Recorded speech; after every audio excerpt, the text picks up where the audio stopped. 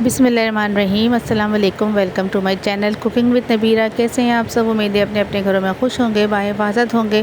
آج میرے کچن میں بن رہے ہیں مزیدار سے حیدرآبادی کڑی پکوڑا، اور بہت ہی مزیدار سی یونیک سی ریسیپی ہے۔ میں آپ کو بتاؤں گی جھٹ پٹ کیسے تیار ہو جائے گی یہ کڑی پکوڑا، اور اتنی زیادہ امیزنگ ریسیپی ہے کہ آپ اس کو ٹرائی لازمی کریں گے، یہ مجھے گارنٹی دیتی ہوں میں آپ کو۔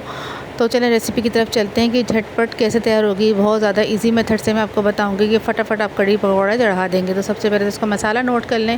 میں نے لے لیا ہے تھوڑی سی، اس میں نے ہرا دھنیا لے لیا ہے، 4 سے 5 ہری مرچ لے لیں، 1 عدد درمیانی سائز کی پیاز، اور 1 چمچ بھر کے جو ہے میں نے سفید زیرہ لے لیا ہے۔ اس کو گرینڈر میں ڈالیں اور اس کو باریک سا پیسٹ بنا لیں، اس کو پیس لیں۔ ادرک لہسن ہم بعد میں ایڈ کریں گے، اس لیے میں نے ادرک لہسن اس میں نہیں ڈالا ہے۔ تو یہ دیکھیں مکسی کا جار، مسالہ میں نے پیس لیا تھا، اسی میں آپ ڈال دیں 1 کپ دہی، 1 پاؤ دہی ہوئی ہے یہ، صحیح ہے۔ اس کو بھر کے ہم اس میں ڈال دیا، اور اس کو بھی ہم اسی کے ساتھ بلینڈ کر دیں گے۔ تو ہماری دہی بہت اچھی طریقے سے پھٹ چکی ہے، الگ سے میں گھوٹا لگانے کی اس کو اینڈ میں بالکل ضرورت نہیں پڑے گی، ٹھیک ہو گیا۔ اب یہ لے لیا ہے میں نے بیسن، اور بیسن میں نے آدھا کپ لیا ہے۔ آدھا کپ لینے کے بعد میں نے اس میں سے 1 ٹیبل اسپون بھر کے میدا، جو بیسن ہے وہ میں نے علیحدہ کر لیا تھا، یعنی کہ کم کر دیا تھا۔ بیسن کم ہوتا ہے تو بہت زیادہ مزیدار سی کڑی بنتی ہے۔ تو اس کو بھی میں نے اس کے ساتھ ہی بلینڈ کر لیا ہے، یہ دیکھیں اچھا سا بلینڈ ہو گیا ہے۔ اب اس میں ہمیں کیا کرنا ہے، اس کو ہمیں پین میں ڈال دینا ہے۔ یہ میں نے اپنے پین میں ڈال دیا ہے یہ مسالہ۔ اس کے بعد پھر میں نے اس پہ 1 جگ پورا بھر کے، وہی جگ مکسی کا جو تھا وہ میں نے ڈال دیا ہے۔ 1 چمچ بھر کے ہلدی ڈال دیں، 1 چمچ بھر کے میں نے اس میں ڈال دیا پسی ہوئی مرچ۔ اپنے ذائقے کے حساب سے آپ اپنا کم زیادہ کر سکتے ہیں مرچوں کی کوانٹٹی۔ آدھا چمچ سے تھوڑا سا کم میں نے پسا ہوا دھنیا ڈال دیا ہے، یہ آپشنل ہے، اگر آپ چاہیں تو ڈالیں ورنہ نہ چاہیں، میں ڈالتی ہوں لازمی۔ 1 چمچ بھر کے میں نے اس میں ادرک لہسن کا پیسٹ شامل کر دیا ہے۔ یہ تھوڑی سی کلونجی، تقریباً 1 چٹکی کے قریب میں نے کلونجی ڈالی۔ کلونجی لازمی ڈالا کریں، اس سے کھانے کا فلیور بھی اچھا ہو جاتا ہے۔ اور دوسرا یہ ہے کہ سنت نبوی بھی ہے کہ کلونجی کو اپنے کھانے میں شامل لازمی کیا کریں۔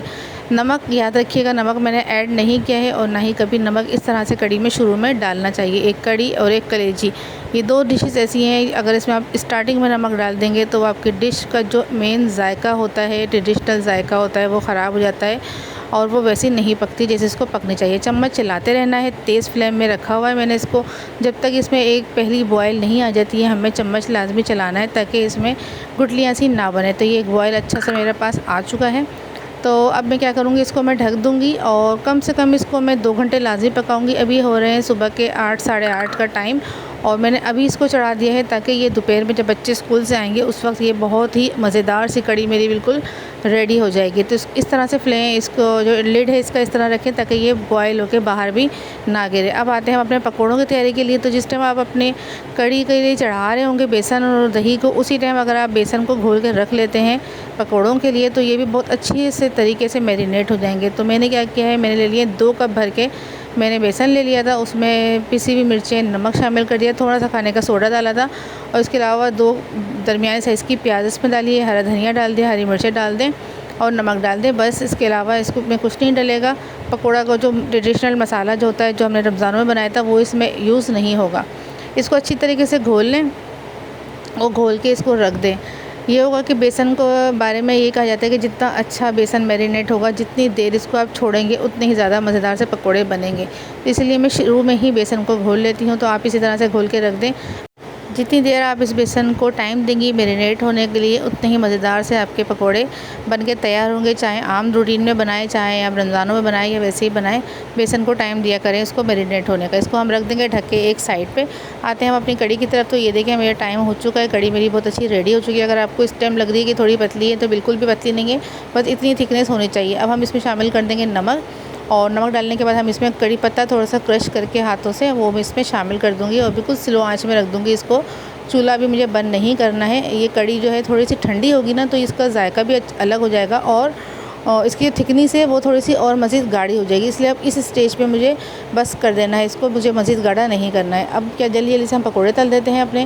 تیل گرم کر کے ہماری بیسن جو ہے بہت اچھا سا میرینیٹ ہو چکا تھا، تو دونوں طرف سے گولڈن براؤن اچھی طریقے سے چاروں طرف سے کر کے ہم جو ہے پکوڑوں کو گرم گرم کڑی میں شامل کریں گے۔ یہ یاد رکھیں جب بھی پکوڑوں کو کڑی میں شامل کریں تو کوشش کریں کہ آپ کے جو پکوڑے ہیں وہ بھی گرم ہوں بالکل، اور جو کڑی ہے وہ بھی گرم ہو بالکل، تو ہی آپ کا ذائقہ جو کڑی کا ہے وہ بہت اچھا آئے گا۔ بعض لوگ یہ کرتے ہیں کہ پکوڑوں کو پہلے پانی میں ڈال دیتے ہیں، تھوڑا سا نرم کرتے ہیں، اس کے بعد وہ دہی میں ڈالتے ہیں، یعنی کہ بیسن میں کڑی میں ڈالتے ہیں، تو ایسا مت کریں آپ۔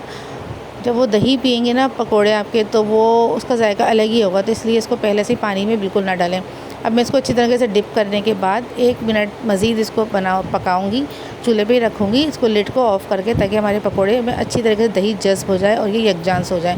آتے ہیں بگار کی طرف، تیل گرم کر لیں اچھی طریقے سے، 1 درمیانی سائز کی پیاز، 3 سے 4 ریڈ والی جو مرچ ہوتی ہے بڑی والی، وہ 1 چمچ بھر کے ہم نے اس میں زیرہ ڈال دیا ہے، اور اس کے ساتھ ہی ہم کڑی پتے کا یہ بڑے سے بنچ ہے 2 میں نے اس طرح سے یہ ڈال دیے تھے۔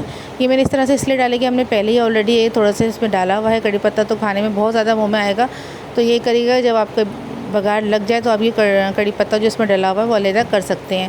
بگار لگانے کے بعد لازمی تھوڑی دیر کے لیے لڈ آف کرا کریں تاکہ خوشبو برقرار رہے۔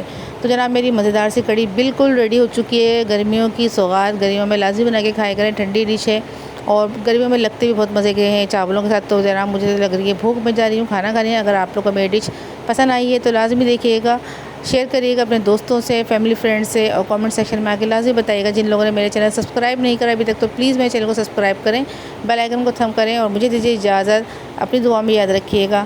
اللہ حافظ۔